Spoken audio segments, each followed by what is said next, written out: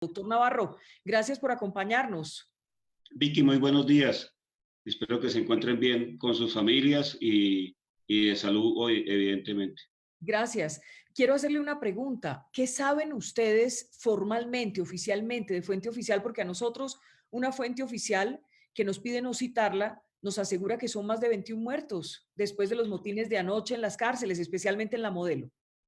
Vicky, es una situación bastante compleja en efecto sobre mecanismos de información.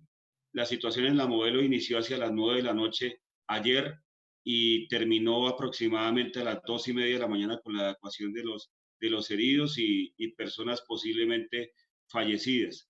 La cifra es alta, al menos lo que yo observé es más de un centenar de personas lesionadas. Y por lo menos observé incluso la aplicación de RCP en una de las personas que fue evacuado inmediatamente. Pero las cifras que deben tener los familiares, la institucionalidad y la comunidad en general no existen a este momento. Le entiendo. Es decir, ustedes estuvieron atendiendo la emergencia, digámoslo así. Eso era un caos, era una noche de terror, para ser franca, porque se escuchaban disparos, había fuego en algunos patios, los presos estaban desesperados. Nosotros recibimos muchas llamadas. Tuvimos acceso a algunos audios de la guardia y pues lo que se sentía allí era un caos aterrador. Sí, efectivamente parece que una jornada convocada en diferentes cárceles nacionales. En Bogotá, en la reclusión de mujeres del Buen Pastor, en la cárcel metropolitana La Picota y en la cárcel nacional La Modelo, se inició hacia las 9 de la noche la jornada de protesta de los privados de la libertad por el régimen de visitas, por el estado de cosas de falta de atención en salud, de falta de atención para visitas de familiares. En la modelo parece que los privados de la libertad se apropiaron de unos armamentos del IMPEC e iniciaron un intercambio de disparos con el personal de guardia. Nosotros ingresamos para intentar una mediación que fue imposible en el medio del fuego cruzado, a pesar de que la anunciamos incluso tratando de comunicarnos con los privados de la libertad. Fue imposible. Sin embargo, una vez cesados los enfrentamientos entre personal de guardia y privados de la libertad, empezó la evacuación de heridos. Lo que observamos fue una escena inédita en el país, tal vez en épocas de la guerra entre paramilitares y guerrilla se observaba, pero esta vez es una situación de violencia generalizada. El personal de salud ingresó masivamente.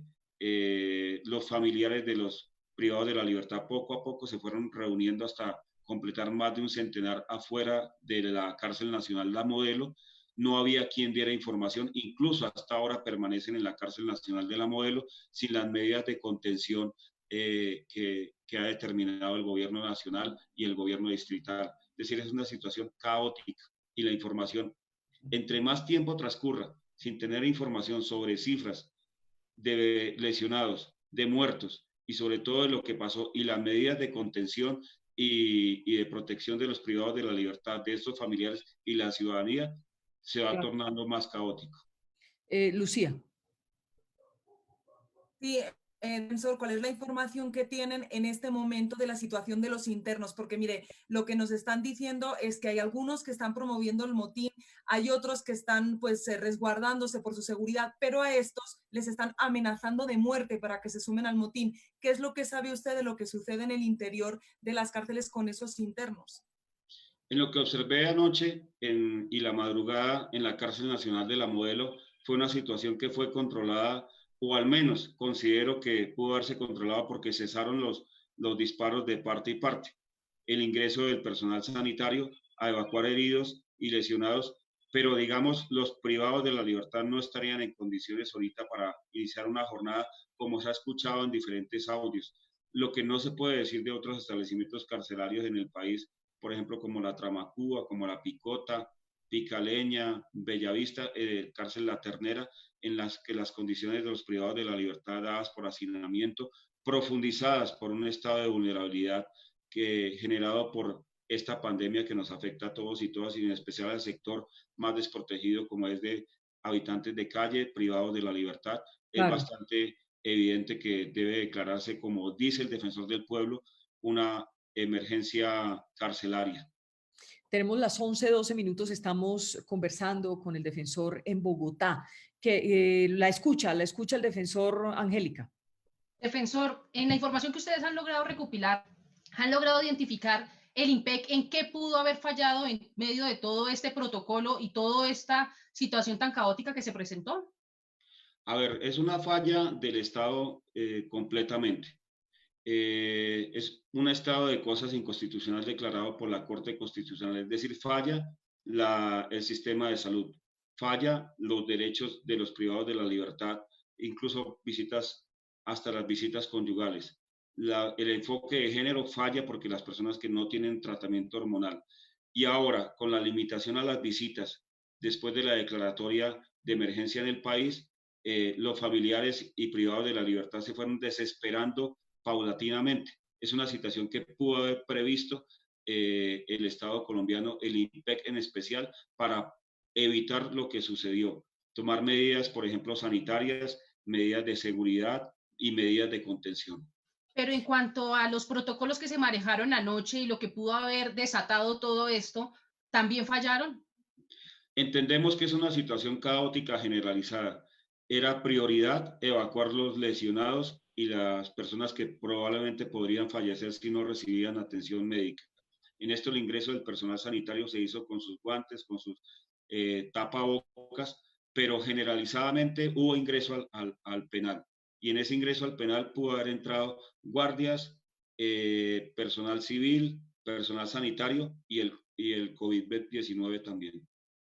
Jairo Lozano. Defensor, buenos días. Buenos Usted dice días. algo muy importante y quiero precisar. Usted habla de cruce de disparos, fuego cruzado. Eso significa que la guardia pues, estaba también como repeliendo que les estaban disparando. Es decir, los reclusos tenían armas y veíamos anoche algunas imágenes supuestamente reclusos con fusil. ¿Qué sabe usted sobre eso? Como dije, no hay una versión oficial por parte de la dirección del IMPEC, pero en la presencia que hicimos como Defensoría del Pueblo, pudimos tomar conocimiento de que al parecer algunos internos se apropiaron de armamento del IMPEC y lo utilizaron en contra del mismo IMPEC, o se habla incluso del personal de privados de la libertad también.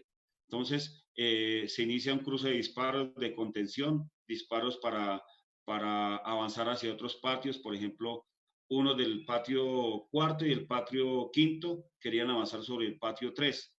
Y pues la verdad, ahí en ese intercambio de disparos se produjeron algunas lesiones visiblemente de herida de arma de fuego.